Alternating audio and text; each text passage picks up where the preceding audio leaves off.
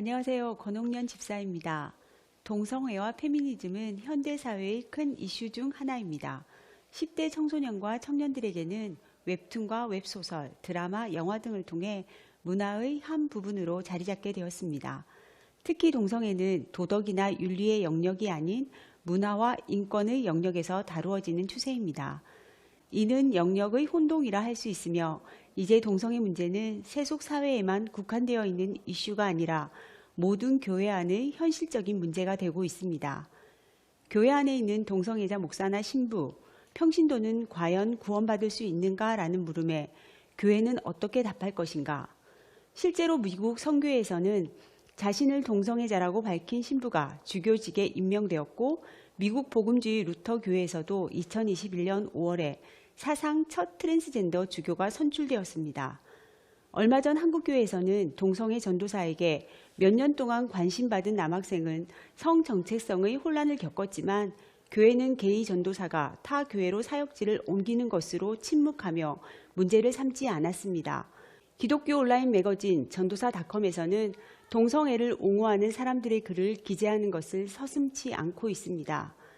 실제로 학교에서 성교육을 위탁받은 일부 기관에서는 남성과 여성이 아닌 다른 성이 존재한다고 학생들을 교육하고 있습니다. 이처럼 동성애 문제는 교회들에게 성경적이면서도 실제적인 응답을 요청하고 있습니다. 제가 소개하는 동성애 논쟁은 4가지 분명한 사실에 동의하는 독자들을 향한 책입니다. 첫째, 우리는 하나님의 형상대로 창조된 인격을 가진 인간이라는 점. 둘째, 인간은 특정한 성적 성향을 지닌 성적인 존재라는 사실. 셋째, 우리 모두는 죄인이고 성적인 죄만이 유일한 죄가 아니며 교만, 위선 등 더 심각한 죄들을 짓는다는 사실. 넷째, 모두 그리스도인이라는 사실을 전제로 두고 있습니다. 성경에서 말하는 동성애는 구약과 신약을 통해 알 수 있습니다. 동성애가 소돔 멸망의 유일한 죄는 아니었지만 소돔의 여러 죄 중 하나였으며 하나님의 두려운 심판이 그 위에 내렸습니다. 또한 레위기 본문들을 통해 모든 동성애 성관계를 금지하였고 그 대가는 죽음이었다는 사실은 동성애 행위가 얼마나 심각하게 여겨졌는지 보여줍니다.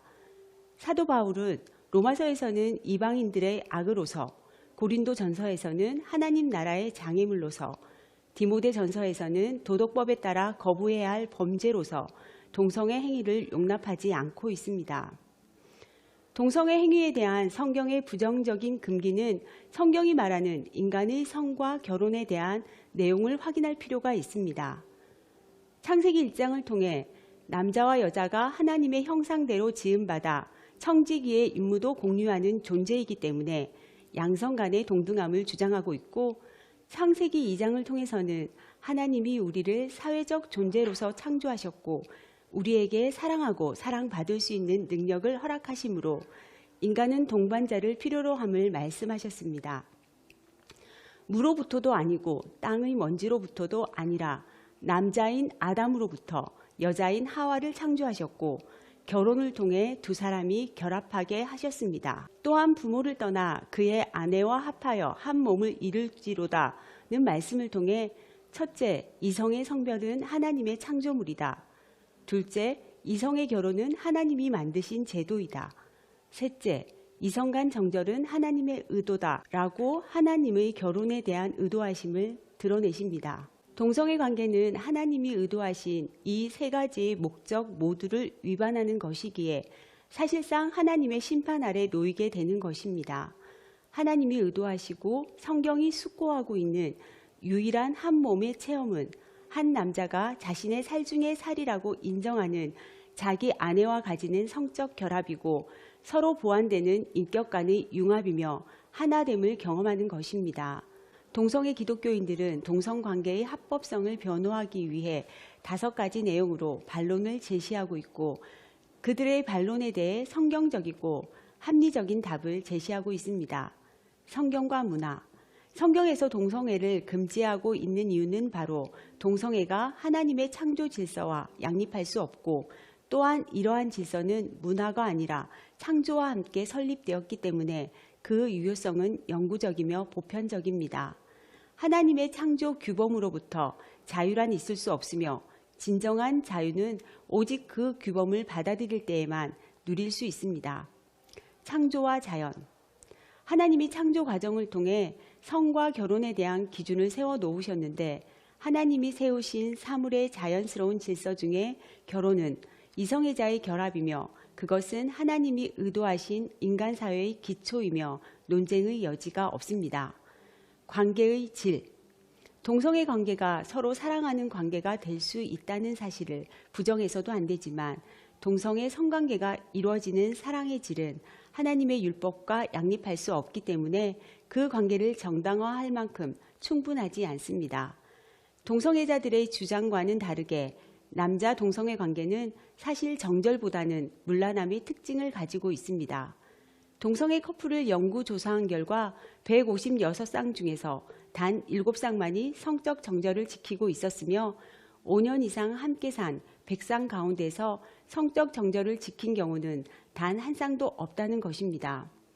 동성애자들은 전염성 간염, 직장암, 이질, 변실금, 임질, 매독, 양성종양, 직장궤양, 항문암, 개이장 증후군, 곰팡이균 감염, 에이즈 등의 여러 질병이 발병되고 있으며 20년 정도의 수명이 단축되는 것을 볼 때 그들의 사랑의 질은 그 관계를 정당화할 만큼 충분하지 않습니다. 정의와 인권.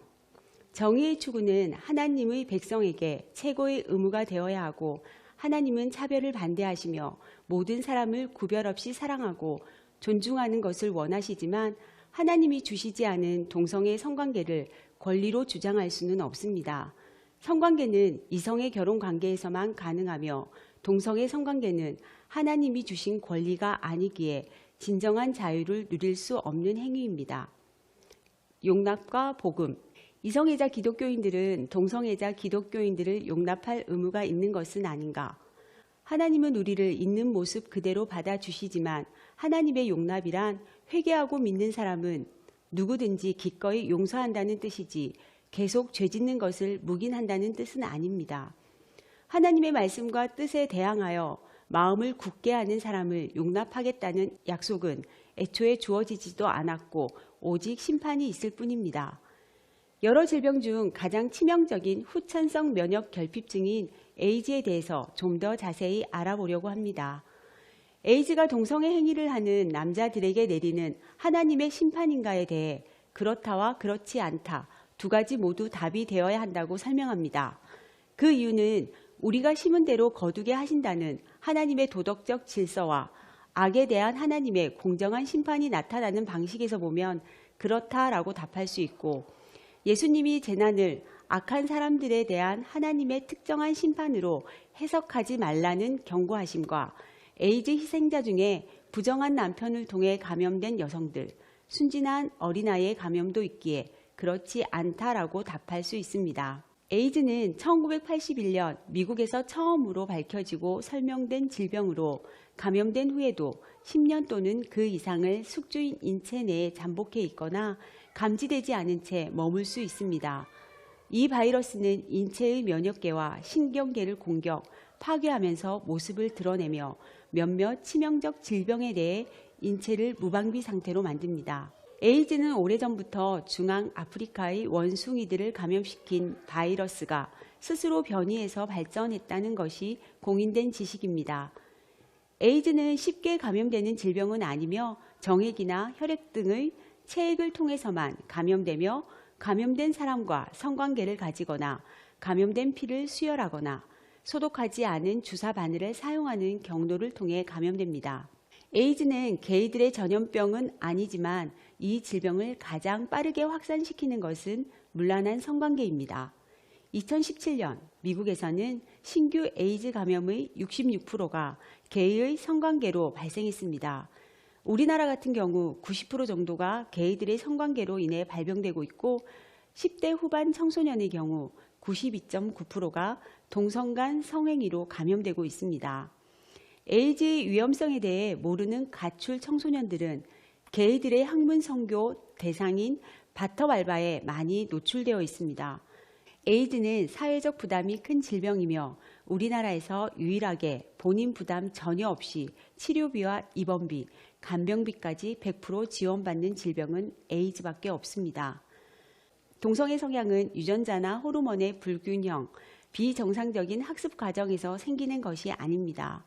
부모와 자녀의 관계에서 동성과의 결핍을 경험하거나 일반적인 성장 과정에서 폭행 등의 불완전한 성장 상태, 충족되지 못한 욕구로 인한 경우가 많습니다.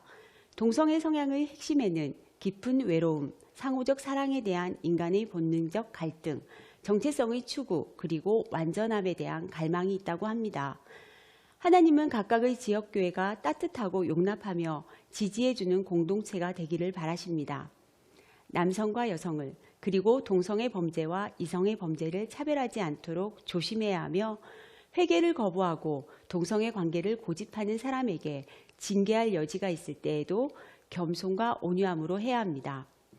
동성애자 그리스도인에게도 예수님은 예수님의 기준과 이를 지탱하는 은혜를 받아들일 수 있는 믿음, 현재의 고통을 넘어 미래의 영광을 볼 수 있는 소망, 서로를 돌아보고 지지할 수 있는 사랑을 주십니다.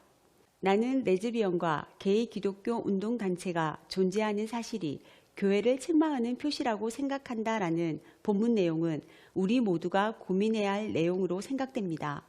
존 스토트 목사님은 동성애 논쟁을 통해 기독교 내부의 동성애를 옹호하는 다양한 견해가 있음을 보여준 뒤 이를 열린 복음주의 관점에서 진지하게 성찰하고 비판하면서 일관성 있고 균형 잡힌 답변을 제시하고 있습니다.